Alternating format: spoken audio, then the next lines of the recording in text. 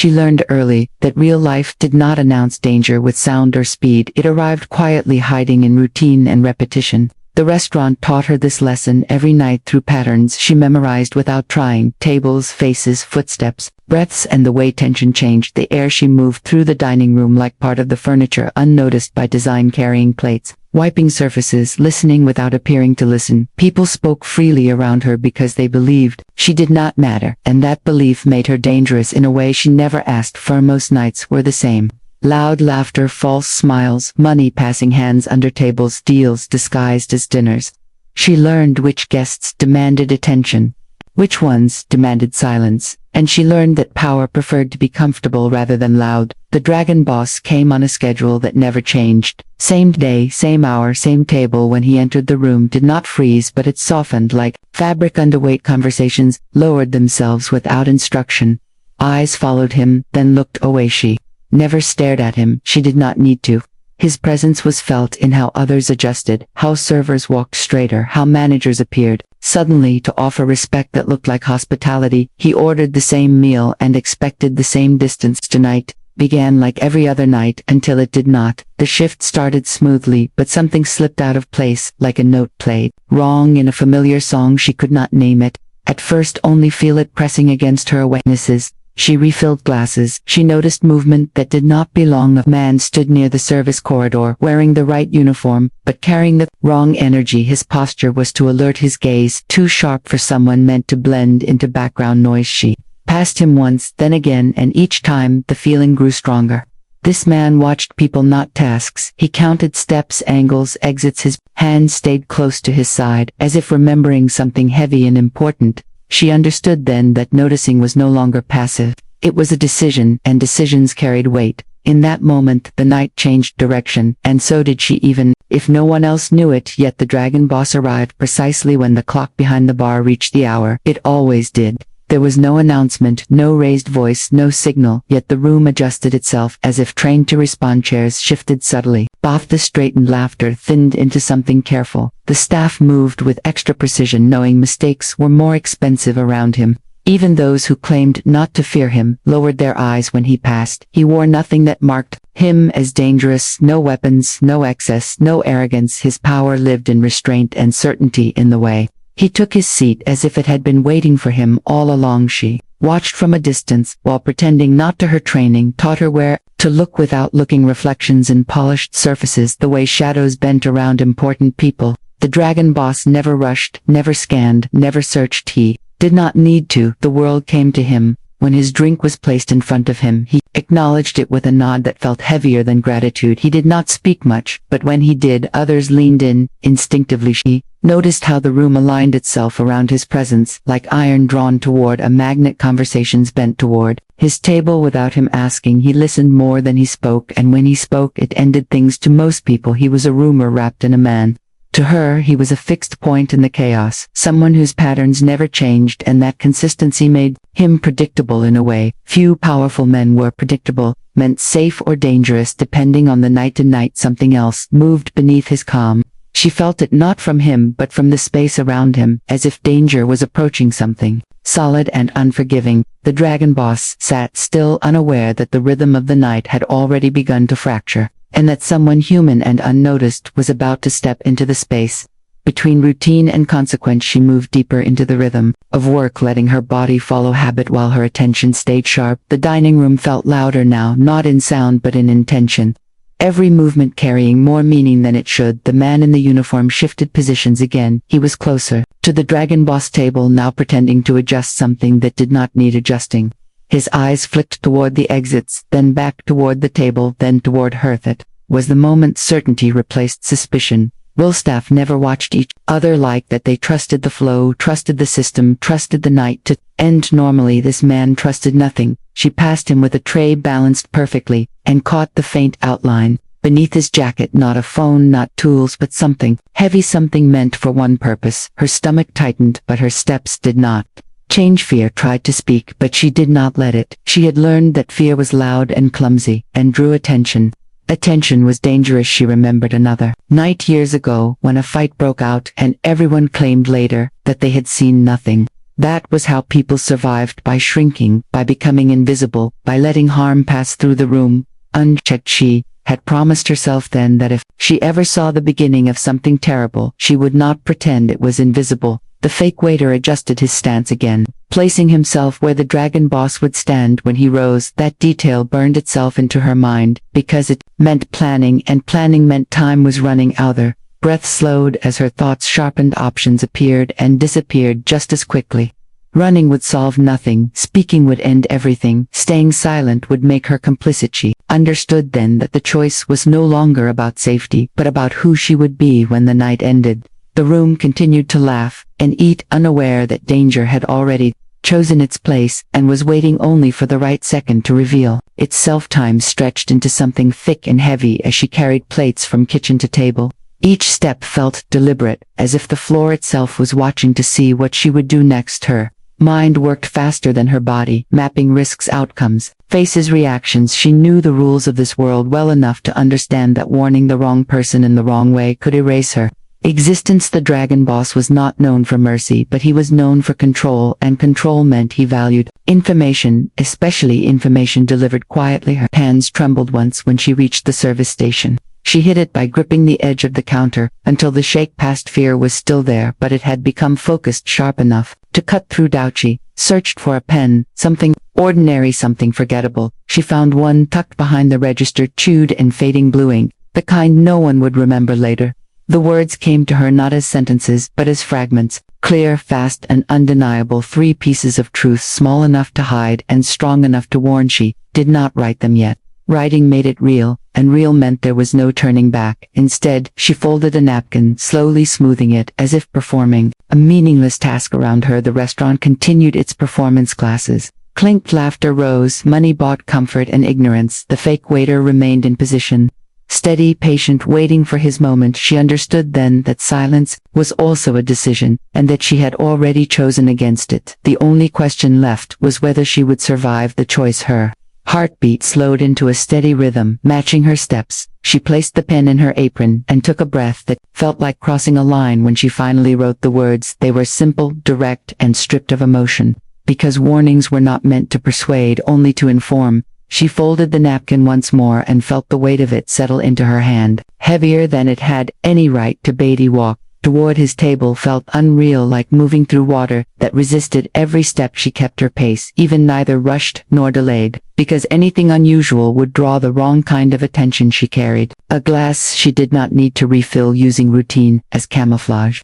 The napkin rested beneath her fingers, folded tight, as if it could escape if she loosened her grip. Her senses sharpened sounds. Stretched lights seemed brighter, faces blurred into motion. She could feel eyes on her, even when no one was watching. Fear had turned her awareness outward, making every detail matter. The fake waiter noticed her movement. She felt it before she saw it, the shift in focus, the tightening of attention. He watched her across the room, and she forced herself not to react. The dragon boss sat exactly as he always did, calm, contained, a fixed point in the chaos. She approached from the side, not the front, respecting invisible boundaries. Everyone understood her training. Guided her hands, she placed the glass down smoothly, then adjusted it, as if correcting a minor mistake. In that small motion, she slid the napkin beneath the base, where only he would notice. She did not look at him. Looking would be an invitation, a question, a challenge. Instead, she let the action speak, then withdrew her hand without pause. Her heart pounded so loudly she was sure it could be heard across the room, yet she did not change her expression, because fear only had power when turned and walked away at the same pace she had arrived, counting steps in her head to keep from running. 1, 2, 3, breathe for 5. Steady behind her, the napkin waited, silent, holding 3 words that could end a life, save one, or destroy her. Oh, and she did not know which outcome would claim the night, only that there was no undoing what she had just done. By the time she reached the kitchen, her hands were empty, but her future no longer walked. He picked up the napkin slowly, his claws brushing the edge lightly as if testing its weight. His eyes followed the movement with a calm that made the room feel smaller, quieter, and heavier than it had a moment before. He unfolded it, and the words stared back at him, simple, brutal, undeniable. Fake armed left, 3 pieces of truth arranged in a line that carried more threat than any blade could. The dragon boss did not flinch, did not hiss, did not speak. The silence was deliberate, because power did not need sound to assert itself. The people around him continued eating, laughing, drinking, unaware that a single piece of paper had shifted the balance of life in the room. He folded the napkin again once, twice, and held it as if he were weighing, not the paper but the decision it demanded. His mind moved faster than anyone watching could imagine. Calculations, outcomes, consequences, each possibility, traced carefully like a map to a destination no one else could see. The fake waiter stiffened when he noticed the subtle change. The slightest twitch of a shoulder, a micro movement in his eye betrayed attention that had not been paid before. He did not yet know he had already lost. The dragon boss signaled only with his gaze, a small tilt toward the exit, emotion, invisible to most, but unmistakable to those who understood timing and intent. His presence was a language of its own. She watched from the corner, not daring to breathe too deeply. The act of slipping the napkin seemed like a distant memory, yet she felt every second of it as if frozen between arrival and departure, between life and something darker. No one moved. The world seemed suspended, waiting for the invisible hand to act, and when it did, the fake waiter disappeared, as quietly as he had arrived, his attention drawn elsewhere by forces he did not perceive. The dragon boss replaced the napkin on the table. Not casually, but with the precision of someone arranging fate itself. Everything returned to normal on the surface, yet beneath the surface everything had changed. She exhaled, though no one could see it. Her heart slowed and sped and slowed again. The weight of knowing and surviving pressed against her chest, reminding her that she had crossed a line, and there was no turning back. The room resumed its rhythm, laughter, music, footsteps, and clinking glasses, masking the currents of danger that had passed through, unseen. The dragon boss drank once from his glass eyes, never leaving the napkin, yet everything had shifted, and only she knew it. The dragon boss lowered his massive claw and looked at the napkin pressed between his scales. His eyes flickered with a light she had never seen before, curiosity or something deeper. She waited, holding her breath, wondering if she had crossed a line that could never be uncrossed, yet he only tilted his head and whispered the three words again, softer this time, almost as if testing them against the air around them. She stepped closer, her heart pounding in her chest, the warmth from his body radiating like sunlight through glass. The dining hall seemed to shrink around them, as though the world itself had paused to witness this moment. The napkin trembled slightly in her hand, and she realized it was not just paper. It was a bridge, a promise, a spark that had jumped between them. She swallowed hard and offered a smile that was both nervous and brave. The dragon boss leaned forward, and for the first time she saw the vulnerability beneath the scales, the weight of centuries and battles, and the loneliness that even power could not banish. His nostrils flared, and the heat of his breath was a gentle wave against her skin, not scorching, not threatening, but alive and real. She reached out and brushed the edge of his claw lightly, a gesture of trust, of daring to reach across the divide. He did not pull away. Instead he shifted closer, the ground trembling with the force of his movement, but gentle enough for her to feel the rhythm of his pulse. Somewhere deep in the hall, a fork clinked against a plate, but they did not hear it. They only heard the quiet echo of those words repeated over and over, a chant, a confession, a beginning that neither of them could have expected. They lingered, their time bending around them, and for a fleeting instant the human and the dragon were not waitress and boss, but two beings discovering a connection that could change everything. The dragon boss lowered his massive head until it hovered just above her shoulder, and she could feel the vibrations of his voice humming through the air like a living song. She shivered, not from fear but from awe, and something unnameable that curled in her chest.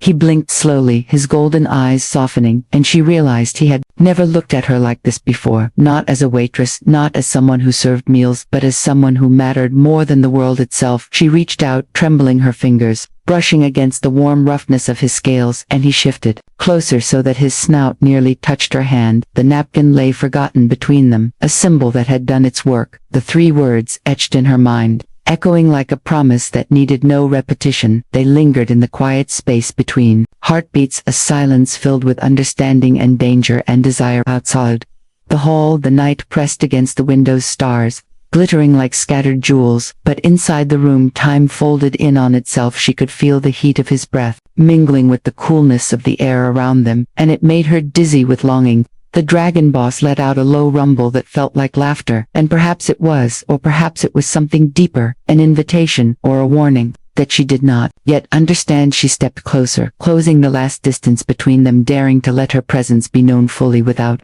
fear or hesitation, and he lowered his wings slightly as if to say it was safe. or as if to say nothing had to be spoken for them to understand each other perfectly. The moment stretched and bent, and she thought that if she could hold it forever, she would. Somewhere a candle flickered, sending shadows dancing across the walls, but all she saw was him, and all he seemed to see was her, and for the first time, the human and the dragon felt something more than duty, more than fear, more than hunger. It was a fragile something that could ignite or shatter with a single word. The dragon boss lowered his eyes closer to hers, and she could see the depths of centuries reflected in the golden swirl of his irises.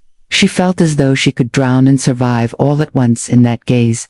Her hand hovered over his claw, and she hesitated, knowing that the next move could change everything, yet she could not stop herself from reaching forward. He leaned into her touch, the heat of his body pressing against hers, not forceful, not frightening, but insistent and alive. She felt the rhythm of his breath matching her own, and it made her pulse thunder in her ears. The napkin lay crumpled, forgotten, on the table, a silent witness to the 3 words that had begun something neither of them had expected. The dragon let out a soft rumble like a whisper of wind through stone, and she understood that it was an answer of sorts, an acknowledgement that she was no longer just a human in his presence. She stepped even closer, closing the distance, and for the first time she noticed the faint scar along his jaw, a mark of battles survived and choices made. He watched her with patience and curiosity, and something warmer that made her chest tighten. She brushed her fingers lightly along his snout, testing boundaries and finding only acceptance. Outside the windows, the moon hung low, casting silver light into the room, but they did not see it.